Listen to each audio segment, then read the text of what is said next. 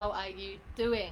So I just wanted to go live today because there are some really exciting new news from Instagram that if you are using Instagram to market your business, you are going to absolutely love.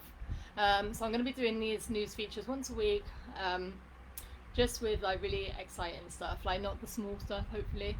Um, so yeah, let me know if you've got any questions. Let me know where you're watching from, if this is relevant to you, and so on. So first of all, product tags. Now, if you have an Instagram store, you'll love this already. You'll already know that on Instagram you can tag your products in posts, in stories, and so on. And you are able to tag products from within the Instagram app. But for marketers out there and people who use Ads Manager, where you run your Facebook ads and your Instagram ads together, you are now or soon going to be able to tag your products from within Ads Manager. So this is amazing. Like, this is absolutely brilliant, because anyone who is serious about running ads should already be using Ads Manager. And there are just some things that are just not easy to do. It's not easy to do certain little Instagrammy things that are cute on Instagram and really good on Instagram, and you need to go on Instagram to do it, which doesn't really work so well when you're doing all of your ads and everything from within Business Manager, from within Ads Manager. So they are currently rolling that out, so you may not have it yet. I don't have it yet, but I tend to always have everything last, because in Thailand they just give us it last, because I'm not the UK, I'm not the US. They usually start with the US and work their way around from there. So if you've got it, go and check it out, it's awesome. So you should be able to use these tags on image, carousel and video ads, which is really awesome. So if you're doing a carousel, you can have lots of different images, tag them.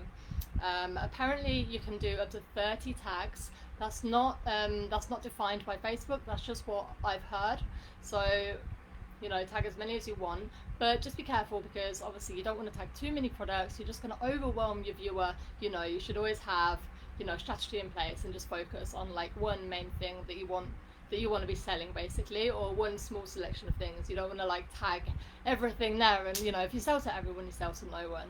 So that is it. And the other thing is they need to be physical items. So if you are if you're a course, if you're an education provider, if you're like a course creator or something like that, then unfortunately you're still not going to be able to tag those as products, because if you've tried to use a shop now, you'll see that they've probably been rejected by Facebook, because Facebook only wants physical products, shoes, handbags, candles, that kind of thing.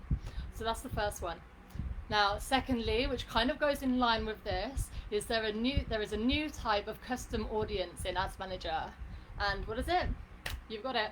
It's shopping audiences. So it's people who have engaged with your shop. So your shop on Facebook, your shop on Instagram. So rather than like just having your pixel on your website, sending people onto your website and having to have all the extra coding and the extra complications, once they look at your shop on Facebook or Instagram, you can create an audience of those people. So brilliant. And then later on, obviously the people who buy, you can create a lookalike audience of those. So that's really exciting. And the other thing is, as it's a new feature, the chances are Facebook are probably they're probably charging a little bit less for those audiences. So until people really start to use them, until word gets around that it's awesome and it's super cheap, what I've been told is that it's going to be a little bit cheaper. So take advantage of it now when not too many people know about it, because it's going to really work in your favor. So that's 2. Number 3, right, sounds scary. There is a new Instagram API. Okay, well, what this means in simple terms, very simple terms, is when they've finished creating this and doing their testing and everything they're doing, we are going to be able to have Instagram bots. Yes, we're going to have Instagram bots. So people have been trying to do this for years. Instagram is super strict. They only want direct messaging. They don't want, they've never wanted anything like this, but they've finally agreed to let a select number of developers work on this and creating bots. So, okay, when I say soon, they're working on it now. It could take anything up to a year. So this time next year, we might have Instagram bots. But the exciting news is they've authorized it and it is work in progress, and soon we will have that. And then when that comes into place, we will then be able to put that together with our Facebook bots. So if you've got, for example, ManyChat working, you could like quite easily replicate those flows and throw them into Instagram.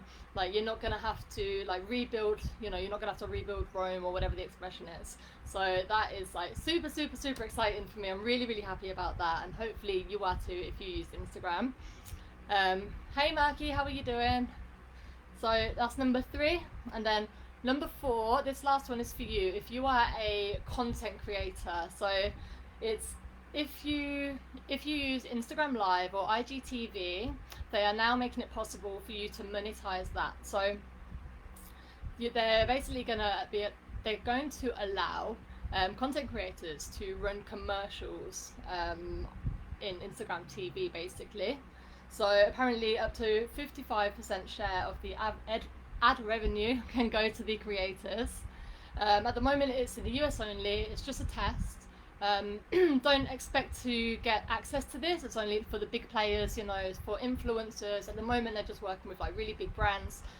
You know how on YouTube, if you want to monetize your YouTube channel, you need to have like 10,000 monthly views and like 100,000 subscribers or something. Okay, I'm making those figures up, don't quote me on them, but yeah, it's the same concept as that. So yeah, and you'll be able to do things like in-stream ads, which is when a video is, so if you've created a video and you've got loads and loads of views, Instagram are going to reward you by saying, well, you're getting loads of people to watch this content, so now you can put ads in the middle of it.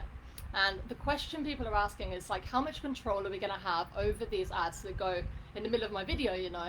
Like I don't want like maybe a McDonald's advert to come up in the middle of my yoga video, that kind of thing.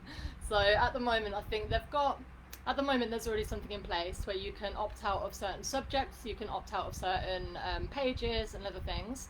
So I think it's something they're really working on, because they're really just trying to help creators at this stage, and they're trying to give creators extra incentive to keep creating as much video content as possible, because if they reward them with money back, then people are going to carry on creating it, aren't they? So that's super, super exciting. But again, it's something you might not see for a while, especially if you're not in the US, but eventually that will be going across to everyone. So yeah, that is it. Those are my 4 big Instagram news. I'm super excited about them and I can't wait to start trying them. Let me know if you have an Instagram store or if you use Instagram in your strategy. Let me know if this relates to you, or if you've got any ideas for how this can help you. And then just finally, I've got one bit of Facebook ads news which I wanted to share last week but I didn't get around to it, and they are changing it's called attribution. Attribution means who gets credit for a sale, basically, like what happens when they go down the funnel. So as default in Facebook, when you run ads, their attribution is 28 days, which means if someone views or clicks your ad and they make a purchase within that 28 days, Facebook attributes the purchase to that Facebook ad. Now, because of the iOS changes, I mentioned it a while ago on the page, you may not have seen it. Because of the recent changes, a lot of people are now having the option to opt out immediately, which means they can't be retargeted to. So on the new iOS, they don't have to opt out, but they have to opt in if they want to be retargeted to, which all sounds a bit backwards. So all it means is that you're going to lose all of these audiences you create of people who have been on your website and stuff. This is going to go down dramatically.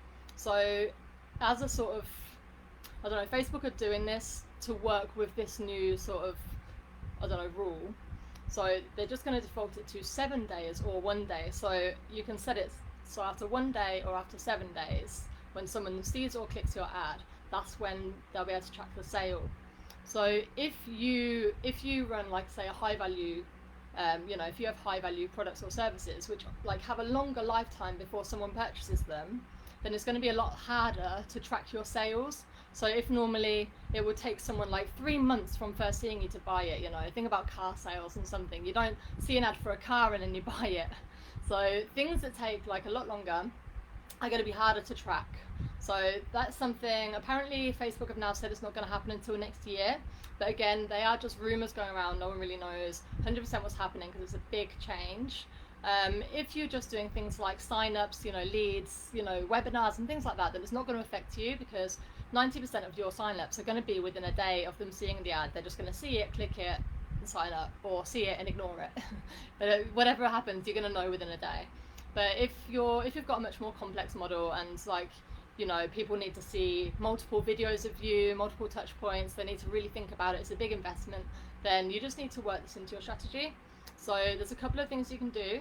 You can use offline conversion data, which means if you use like WooCommerce or, you know, Stripe something, you can download customer data and whack it into Facebook ads, and then make that sort of like link up, so you can see how many sales you're getting, if it's increasing with the ads, and you can work that way.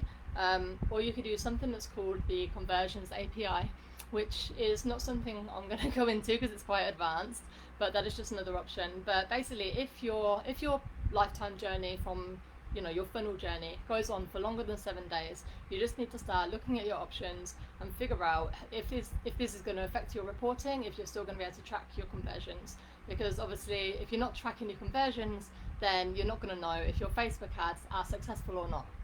So I've run through that super quickly, but I am here. So I've just, Facebook Publisher Studio has a new feature where you can see a link. I don't know if it works or not, but I did choose, hopefully you can see a link to send me a message via my bot. So if you have any questions, either leave it in the comments or just send me a message on that. And yeah, I will get back to you as soon as I can. So last of all, I just want to give a massive shout out to Social Media Examiner, because they are the source of all of my knowledge when it comes to news. So thank you, massive shout out to you guys. Thanks so much for watching.